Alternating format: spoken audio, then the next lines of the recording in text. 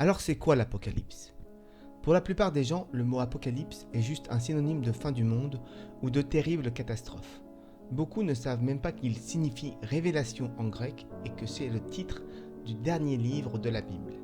Alors de quoi s'agit-il? Que raconte ce livre? Eh bien il raconte quand et dans quelles circonstances se déroulera le triomphe de Dieu. D'où le titre, car le triomphe de Dieu, c'est aussi son dévoilement, sa révélation, son apocalypsie en grec. Et vous allez sans doute être étonné d'apprendre que cette révélation a un lien très net dans le livre avec la destruction de l'environnement. En effet, ce qui est écrit dans ce livre, c'est qu'à la fin des temps, le temps justement sera venu de détruire ceux qui détruisent la terre.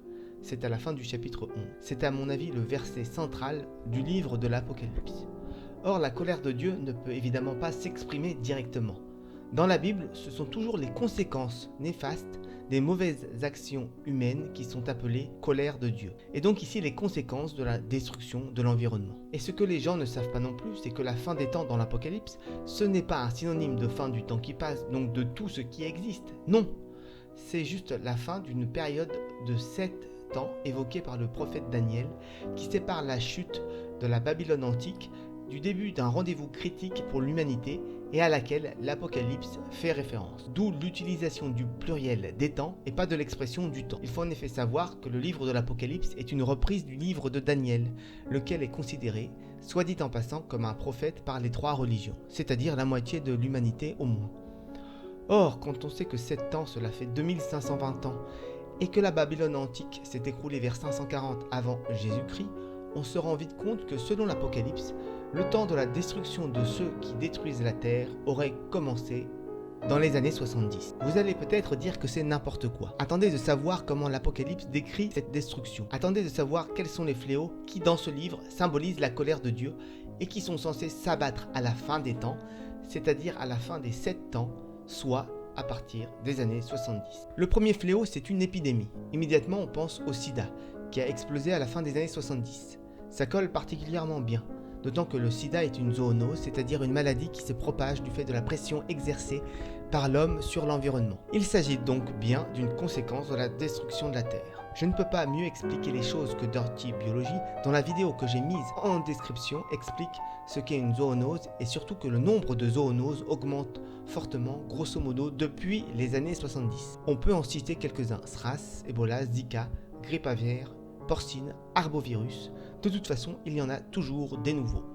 Shi Zhengli, la virologue qui a identifié le Covid-19, affirme que ce virus qui déstabilise le monde ne serait que la partie émergée de l'iceberg de ce qui attend l'humanité. Le second fléau affecte la mer, qui perd alors ses êtres vivants. En termes modernes, on appelle cela écroulement des ressources halieutiques.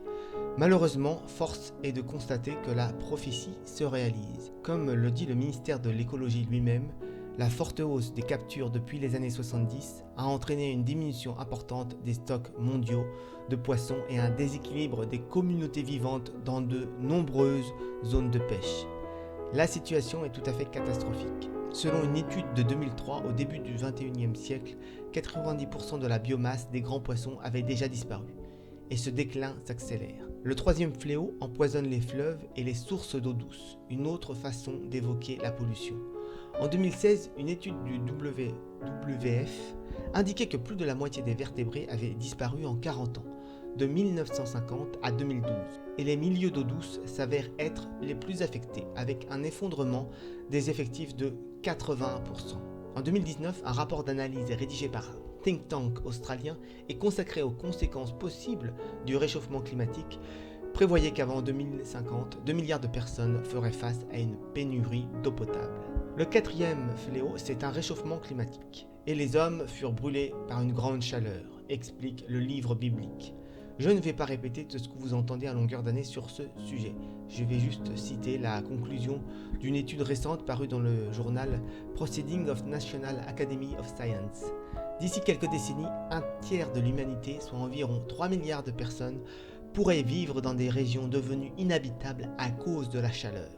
3 milliards de réfugiés climatiques, c'est bien sûr inimaginable. En étudiant les courbes, on s'aperçoit que ce réchauffement climatique a vraiment commencé dans les années 70. Je reparlerai en détail plus tard. vous verrez, c'est flagrant. Enfin là encore, ce fléau est bien sûr provoqué par le mépris qu'a l'humanité pour son environnement. On reste dans le thème Dieu détruira ceux qui détruisent la terre. Le cinquième fléau, c'est un effondrement des nations, occidentales surtout, symbolisé par une bête. Le fameux effondrement des collapsologues. J'espère que vous connaissez Nicolas Hulot, Jean-Marc Jancovici et surtout Pablo Servigne. Ce dernier a publié en 2015 un livre très angoissant et malheureusement prémonitoire dont le titre est « Comment tout peut s'effondrer ». Lisez-le et ne vous suicidez pas après. Le sixième fléau, c'est une terrible guerre qui se déroule au Proche-Orient. Je ne vais pas en parler pour l'instant comme je ne parlerai pas du fléau numéro 7, de loin le plus terrible d'après l'Apocalypse, car ces deux fléaux concernent les 3 prochaines décennies. Bref, le livre de l'Apocalypse n'est pas du tout délirant. Au contraire, si on l'interprète correctement, il est particulièrement pertinent. D'autant que je n'ai pas tout dit. Le triomphe de la science à partir de 1825, son arrogance durant 150 ans, les souffrances du XXe siècle, le nombre de soldats pendant les 2 guerres mondiales et bien d'autres choses sont décrits dans ce livre. Je sais que je vais être critiqué, moqué même, mais essayez d'ouvrir les yeux, juste un peu, de les entrouvrir quoi. Écoutez Nicolas Hulot, Jean-Marc Jancovici, Aurélien Barraud ou Pablo Servigne, des athées bien de chez nous qui n'ont que mépris pour un livre comme l'Apocalypse, et qui sont pourtant encore plus alarmistes qu'un ouvrage dont le titre est, depuis des siècles et des siècles, synonyme de fin du monde. Ce qui est extraordinaire, c'est que l'Apocalypse a prévu que cette super crise interviendrait précisément au XXIe siècle. Comme je sais que vous n'allez pas me croire, il va falloir que je détaille le calcul. Somme toute assez simple, mais pas tout de suite. Je suis persuadé que plus le temps passera, plus les gens accepteront la pertinence du dernier livre de la Bible. Car les choses se dégradent très vite. Comme le dit Hulot, pendant des décennies, on ne va vivre qu'avec des mauvaises nouvelles. Notre plus grande faiblesse est notre aveuglement. Ce n'est pas moi qui le dis, mais les gens que je viens de citer. Ces gens-là, collapsologues et écolos, qui sont athées et super athées, je le répète, disent que l'humanité a été extrêmement arrogante jusqu'à maintenant et qu'elle va devoir passer par une intense phase de remise en question. Intense et humiliante. Des événements de nature apocalyptique, disent-ils, vont nous forcer à ouvrir les yeux, à changer de paradigme, nous forcer à nous reposer des questions essentielles. À commencer peut-être par qui sommes-nous? Que sommes-nous?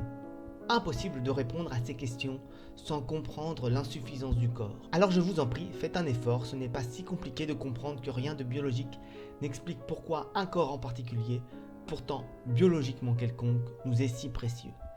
Merci de votre compréhension.